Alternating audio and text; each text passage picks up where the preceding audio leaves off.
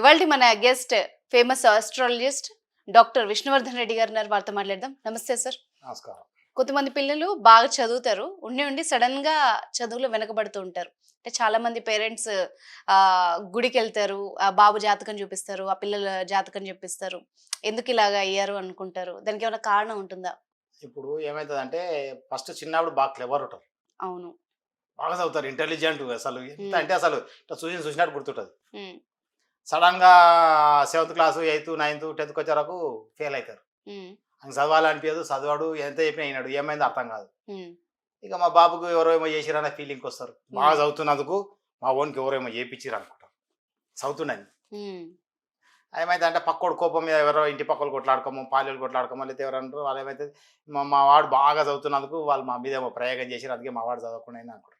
హ్మ్. ఇది ఏమైతదంటే బాగా ఇంటెలిజెంట్ ఉన్నోడు టక్కున అవన్నీ మెమరీ పవర్ బంద్ అయితది.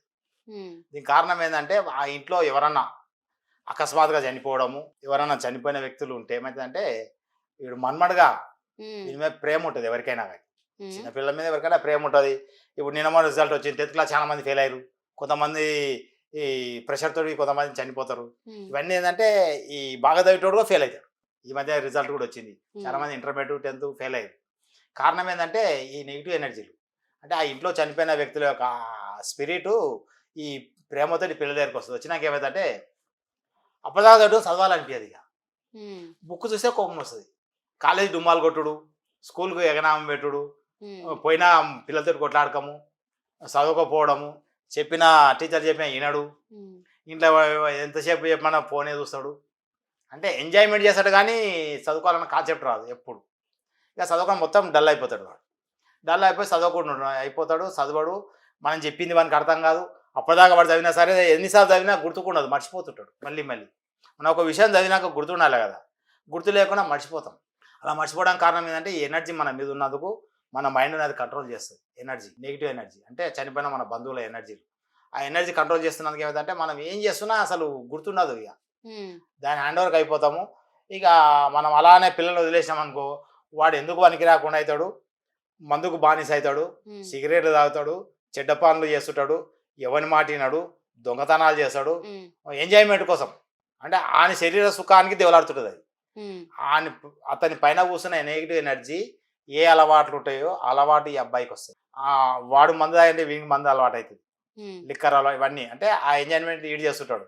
సో, ఇక చదువు బంద్ అయిపోతది. నువ్వు ఎన్ని కాలేజీలకు తోలి, ఎంతమంది ట్యూషన్ పెట్టు, ఎవ్వరిని పిలుచుకురా, ఏం చేసినా సరే వాడు చదవడు. లాస్ట్‌కి వాడిని వదిలేస్తారు. లాస్ట్‌కి ఏమైతే వాడు పనికిరానోడై చిన్న జాబ్ చేస్తుంటాడు. హ్మ్. అలాంటి వాళ్ళు ఎవరైనా సరే నా దగ్గరకొస్తే వాళ్ళ దగ్గరకి ఏ ఎనర్జీ ఉంది? ఎందుకు అట్లా అయిండు? ఏం చేయాలనేది చేసి, ఏ గ్రహాల ఎఫెక్ట్ ఉంది చెక్ చేసి, ఆ గ్రహాల తగ్గ స్టోన్ ఇచ్చి, ఆ ఎనర్జీలను బంద్ చేయడం జరుగుతుంది. బంధిస్తే వాని యొక్క మైండ్ మళ్ళీ ఎప్పటోలే యాక్టివేట్ అయిపోతది. అయిపోయి మళ్ళా వాడు యథావిధిగా మళ్ళా ఫస్ట్ ఎలాంటి ఇంటెలిజెంట్ ఉన్నాడో, ఎలా చదివిండో అలా చదువుతాడు. హ్మ్.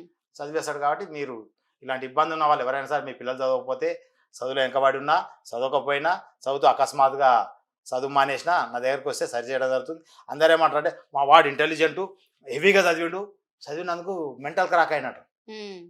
అంటే కొందరు బీటెక్లో ఖరాబ్ అవుతారు. హ్మ్. కొందరు జాబుకు బాగా చదువుతుంటారు. చదివి చదివి చదివి జాబ్ రాలేదని డిప్రెషన్ అయినట్టు. హ్మ్. దీని అవును. అన్నిటికి కారణం నెగిటివ్ ఎనర్జీ. డిప్రెషన్ కాదు, ఆ ఎనర్జీలు ఉన్నందుకు మీకు జాబ్ రాదు. అంటే బాగా చిన్నప్పటి నుండి కష్టపడి కూడా దాని మీద బోర్ కొట్టే అవకాశం ఉండొచ్చు కదా! అట్లా ఉండదు. ఎవ్వరికి ఓహ్! ఏది బోర్ కొట్టదు. ఓకే. ప్రతి ప్రతి వస్తువు, ప్రతి మనిషికి ఏది కూడా ఎప్పుడు కూడా బోర్ రాదు. హ్మ్. ఈ ఎనర్జీలు ఉంటేనే బోర్ వస్తది. హ్మ్. దాన్ని చూడాలనిపియదు. చదవాలనిపియదు.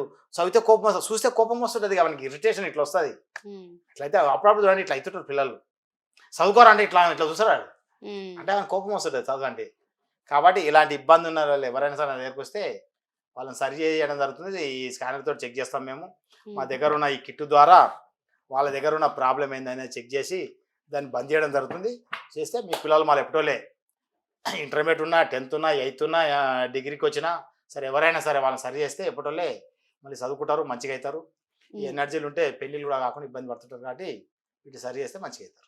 సరే ఇప్పుడు వీటితో నెగెటివ్ ఎనర్జీ మాత్రమే గుర్తుపట్టొచ్చా? లేదంటే పాజిటివ్ ఇంకా రకరకాల ఎనర్జీస్ ఏమన్నా ఉంటే గుర్తుపట్టొచ్చా? ప్రపంచంలో నీకు ఏది కావాలన్నా చూపిస్తా. ఓకే. ఏది కావాలో చెప్పు. నేనైనా దా. ఊరికే అడిగినా అంటే అందులో ఇంకా చాలా ఉన్నాయి కదా అవును, అందుకని ఇసోంటి అడిగా 3 కిట్లునైనా దాని ఇది ఒకటే కాదు.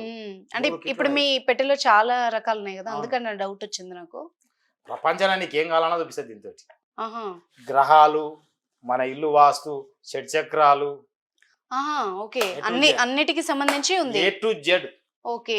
భూమి పైన ఇప్పుడు మన హైదరాబాద్ ఎంతమంది జ్యోతిష్కులు ఉండరో ఉమ్. వాళ్ళందరూ చేసే పని నేను ఒక్కనే చేస్తాను. ఓ. వాళ్ళు ఒకటొకటే చేస్తారు, అన్నీ చేస్తారు. Right. Thank you very much sir.